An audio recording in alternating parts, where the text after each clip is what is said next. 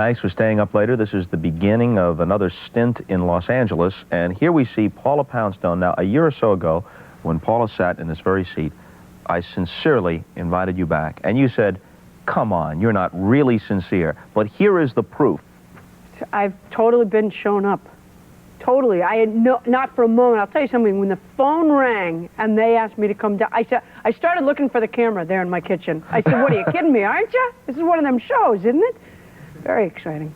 Thank you for having me back, Bob. Somebody pointed out to me. Do you say that sincerely?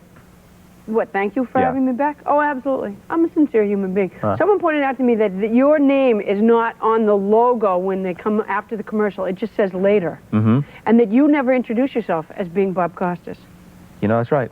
That's an incredible thing. Is it because everyone already knows or because you're kind of a shy guy? Not shy, but it just seems like, hi, I'm Bob Costas. Who cares? Oh, now, don't be that way. I'll tell you, when they called me up, they said, would you be on the later show? And I go, is Bob Costas still on it? That was my first thing. I said, I'm not doing it without him. And so they put you back on. I got you your job back. It was one of those, oh, boy. It was one of those NBC things. I was hanging by a thread there. Well, I'll tell you. It's because the official name is Later with Bob Costas. Yeah. But that's what's on the checks. But, you know, later is just the shorthand. Sure. That's for the people in the know, in the business. One of my proudest things, by the way, in my entire career, I think, was when I was doing that benefit with you in St. Louis. Right. I was on stage, you were sitting behind me on a dais, and I made you say to the crowd that football is a stupid game. It was one of the proudest moments of my life. Yeah, and I know that you had to say it because I had the microphone and I refused to give it up. I refused to get off stage until you said that football is a stupid game. But I must tell you that I saw some amount of relief in your being able to say that, express it after all these years. Let me give you and whatever portion of the American public is awake and watching at this hour, admittedly a smaller number than watch the Super Bowl, let's say. So basically, you're now talking with your really intimate friends. That's correct. And now that I've left the NFL show, I will say this. With all due respect to the athletes involved and the coaches and their commitment to excellence and the tremendous drama of high-level athletic competition, football really is a stupid sport. It really is. Now you've really come out. Now you're like in a support group for people who think that football is stupid. It's an inherently violent game, which when you come to think of it, it's the only sport which at the highest level, most of the people playing don't do the thing that makes you want to play the game when you're a kid. Like if you said to your little boy or your friend down the street, let's play football, what that means is, let's throw the football around, okay? If you say let's play basketball, it means let's shoot baskets. Well, everybody touches the ball in basketball. Maybe Michael Jordan touches it more than the other guy, but everybody gets to play with the ball. Everybody gets to touch the puck in hockey. Everybody gets a turn at bat in baseball. And in football, they don't, then? In football, most of the people on the field are just mugging each other. Oh, hardly anybody plays with the ball. That's a good point. So from now on, when I say to the neighborhood kids, say, do you guys want to play football?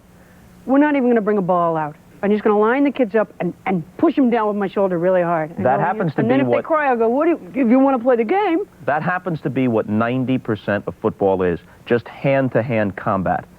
It's a beautiful thing. All other sports are high-level extensions of the impulse to play that you have as kids. Now, they may be corrupt, there may be other things that you don't like about them, but the games themselves are high-level extensions of the impulse to play as a child. You were never allowed to talk like this on the NFL show. Is that true? So a lot of these feelings have been pent up within for God knows how long. They would literally have come out and dragged me from the chair, kicking and screaming. No, they would have shoved you down with the shoulder right into your solar plexus. Yep. So I was on the verge of pulling like a Howard Beale on network and just saying, I can't take it anymore. This is just some sanctioned mugging. Every time I'm in like an airport or something, or it'll be a weekend and they'll have like a football game on a television, I happen to walk by. Every time I look up, they're stopping play to have a medic come out on the field. I'm like, well, I could have told you someone was going to get hurt.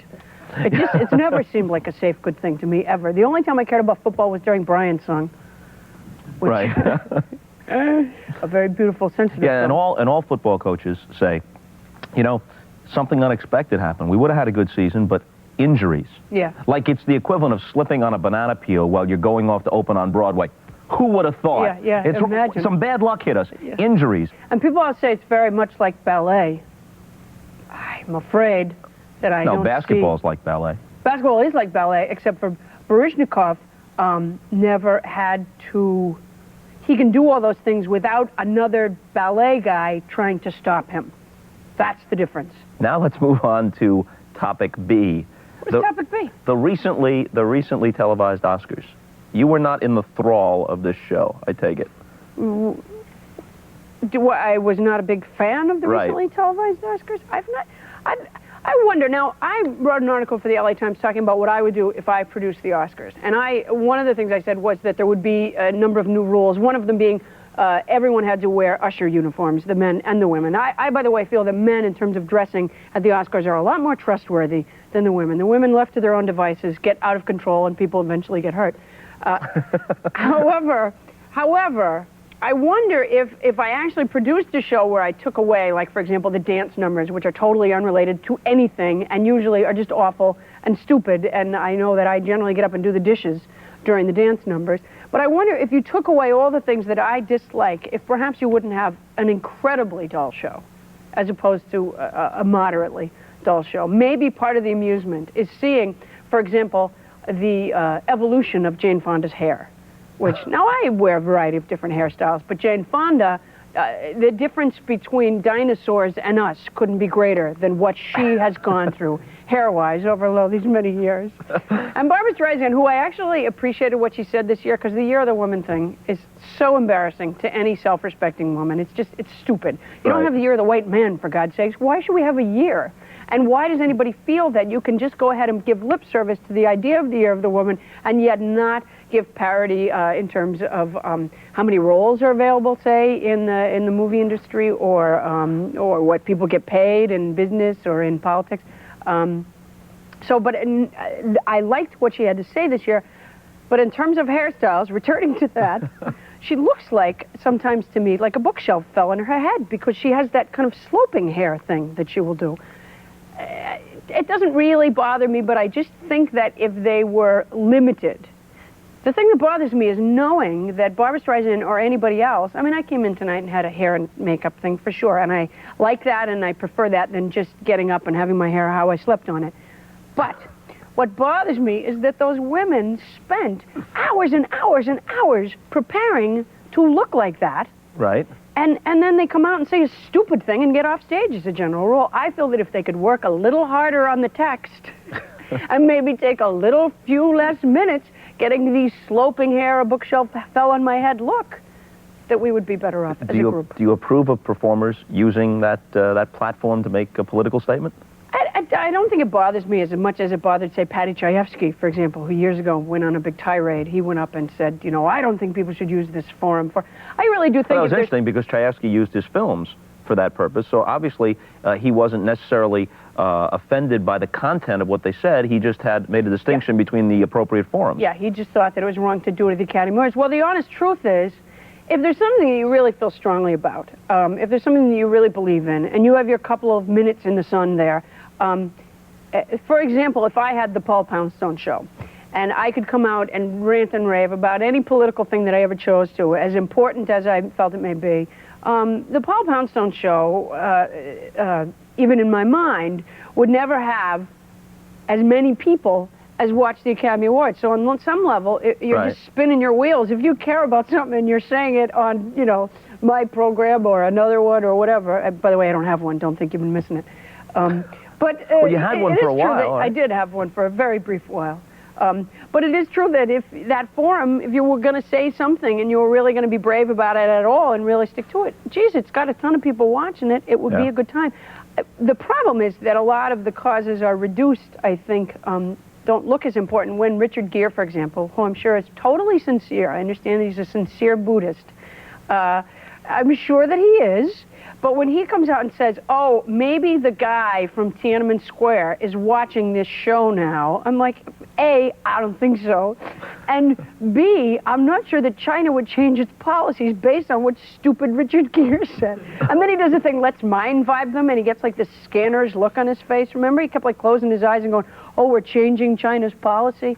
I'm not sure that, anywhere there was like a big cruel dictator going, wait a minute.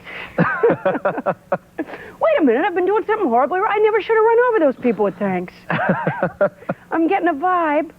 Wait, I'm getting a vibe from the guy from American Gigolo. Ew.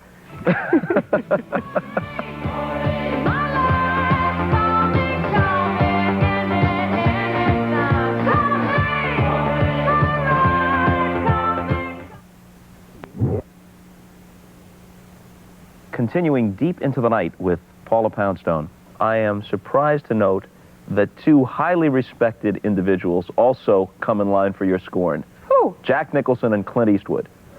I think Jack Nicholson is great. I don't blame Jack Nicholson for what happens at the Academy Awards every year, which is that they keep going, the camera goes to him for these reaction shots. Every time anybody makes a joke, they go to Jack Nicholson so that we as the viewers can decide if it's funny or not. It's like a laugh track or something.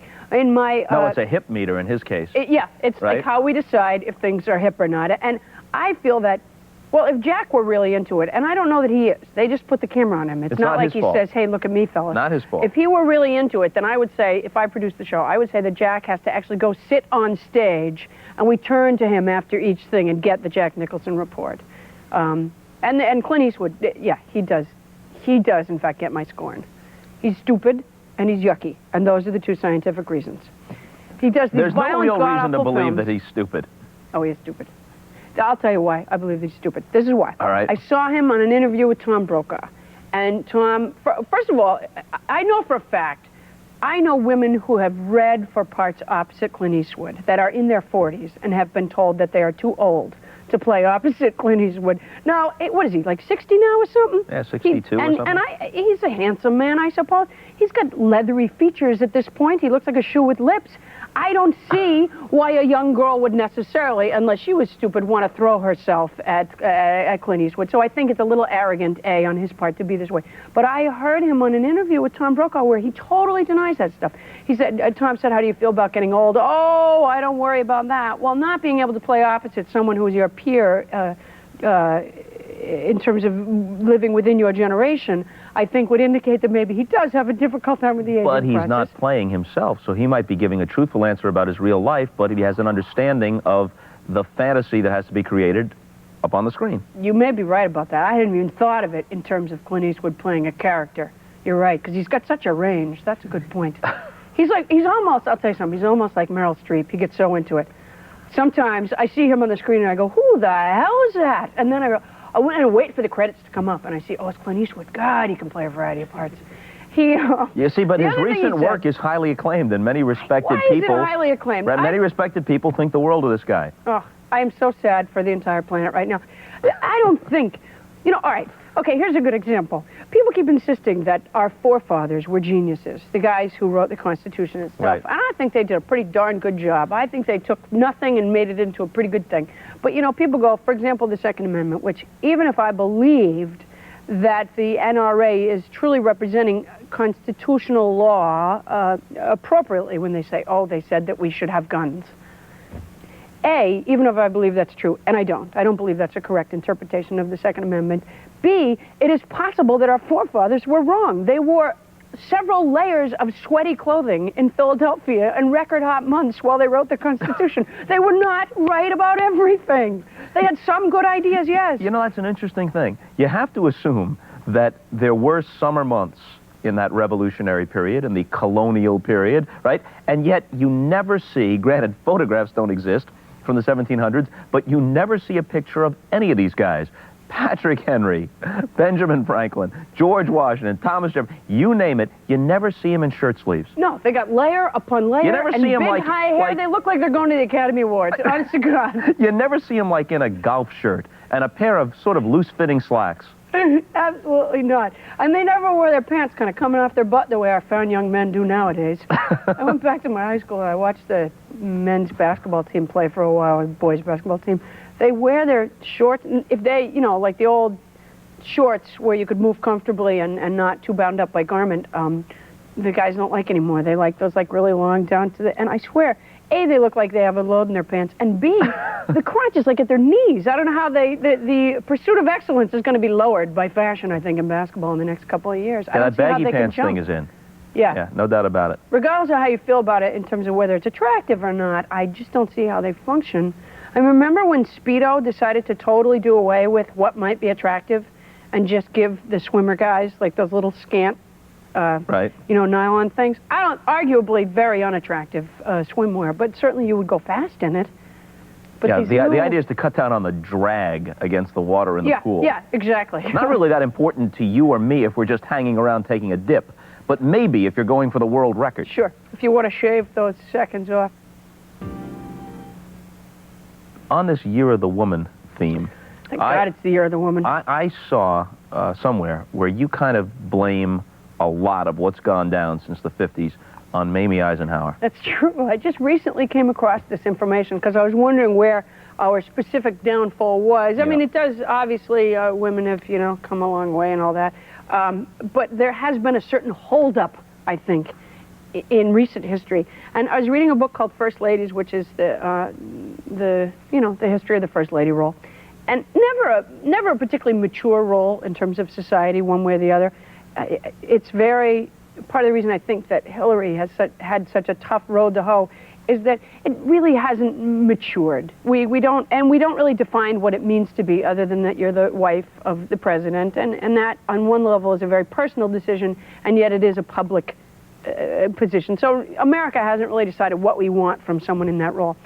And as time went by, there have been plenty of women that were first ladies that were very, very strong and made a lot of choices and influenced the president quite naturally to a good degree. For example, Woodrow Wilson had a stroke at one point, and his wife screened everything that went into him. She decided what he got to look at because she didn't want to stress him out too much. So I would imagine she was making really the stronger decisions. Actually, most of World War I was news to him when it was all over. Is that true? I don't know. I'm just guessing. Oh, jeez, I believed you. I totally believe whatever you say. You Tamir, practically God. The Bob Costas show, ladies and gentlemen.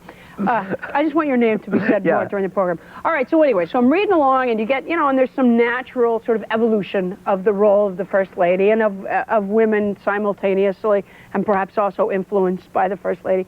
Then you get to Eleanor Roosevelt, who is just kick-ass. I mean, she's great. She does all sorts of neat things. She decides her role for herself for the most part. She decides to do things that she thinks are important. Her opinion is important. She talks. Before that, it was considered, sort of rude for women to even give their opinions on politics for the most part. Even though they may have had them, they were very privately expressed. So she does all these really neat, terrific things. And then you have Bess Truman, who was sort of not the total opposite, but didn't say very much, didn't do very much.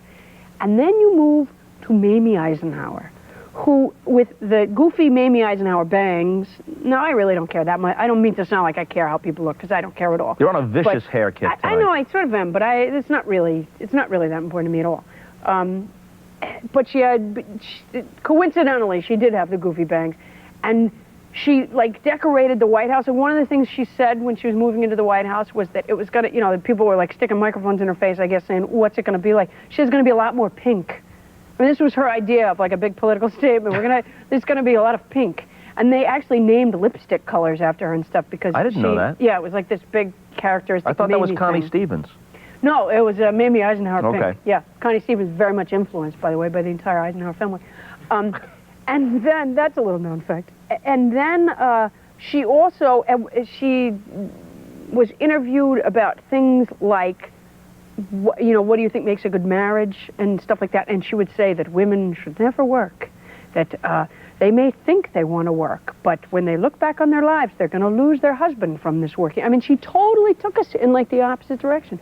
I'm bitter towards Mamie Eisenhower. I never realized it. It's interesting. I've been bitter for a long time. Just a product of her times. It was the 50s. She wasn't a product She of her was times. married to a big deal general who then became president.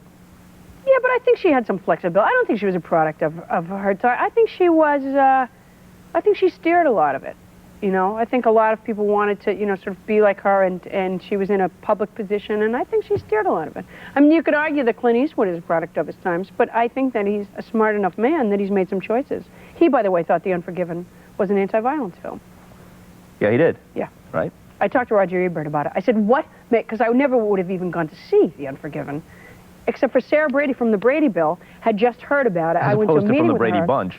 From the Sarah Brady from the Brady Bill. Yeah, she told me that Clint Eastwood had made an anti-gun movie, which I thought was strange, but I was all excited. So I went and I saw this thing. He shoots everyone. And I talked to Roger Ebert about it. I said, why is this an anti-gun movie? He said, because he feels bad about it afterwards. Right, he has ambivalent feelings. As it turns out, Roger is not the brighter of the team there. Oh, because he felt bad about it? Well, that makes it an anti-gun movie. It's a hideous, wretched, awful, disgusting, horrible thing. All right, so, by way of review, because I just don't think... Did I like the film? I just don't think there's enough Mamie Eisenhower and Clint Eastwood bashing out there.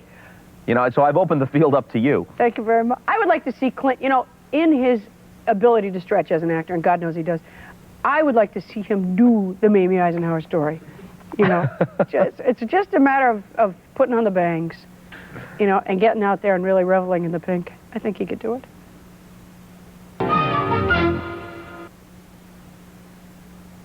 Can't leave without pointing this out. On April 30th, Paula Poundstone... Have you been using notes this whole time? This is the first time. Right here on this sheet, I have to read this. On April 30th, you'll be at the Cotillion Ballroom in Wichita, Kansas. Have you ever been there before? I actually have been to the Cotillion Ballroom. What's it like in Wichita? Oh, it's all right. I enjoyed that room, as I recall. Then the very next night, off to the Arena Theater in Houston, and then the night after that, May 2nd, the Paramount Theater in Austin, Texas. I don't know how the heck I keep up the pace.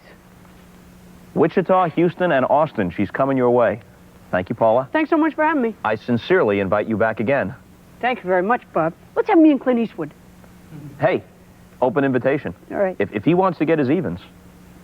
Sure he does. Now, what's the name of the show? What show? This show? This show? Oh, Later with Bob Costas. See you later.